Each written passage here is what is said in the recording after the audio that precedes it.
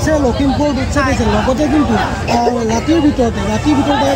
তেওঁলোকক ক্ষতিপূৰণ দিয়া হৈছে আপোনালোকক কিয় দিয়া হোৱা নাই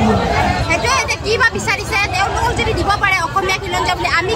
অসমীয়া খিলঞ্জীয়া নহয় নেকি আমি ইয়াতে ভোট দিয়া নাই নেকি আমি আজি এতিয়ালৈকে ইমান কিয় প্ৰতিৰাধ কৰিব লগা হৈছে আমি ইয়াতে আজি ধৰ্ণা কিহৰ কাৰণে দিব লগা হৈছে তেওঁলোকৰ কাৰণে আজি তেওঁলোকে আজি আমাক কথাকে ভাবিব নাই ভাবিব লাগে হয়নে নহয় সেইটো কাৰণে ধৰক মই এইটোৱে ক'ব বিচাৰিছোঁ হিমন্ত বিশ্ব শৰ্মা ডাঙৰীয়া আমাক যাতে পুনৰ সংস্থাপন দিয়ে আৰু ক্ষতিপূৰণখিনি দিয়ে আৰু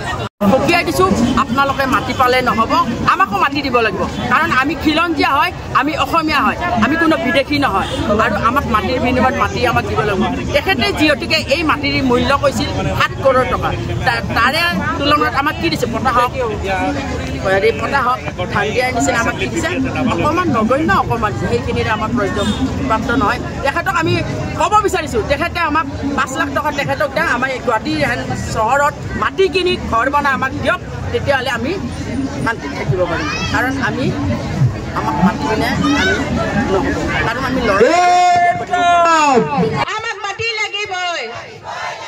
বসুন্ধৰা কাৰ বাবে আমাক উত্তৰ লাগিবই বসুন্ধৰা কাৰ বাবে আমাক উত্তৰ দিব লাগিবই বসুন্ধৰা কাৰ বাবে আমাক উত্তৰ দিব লাগিবই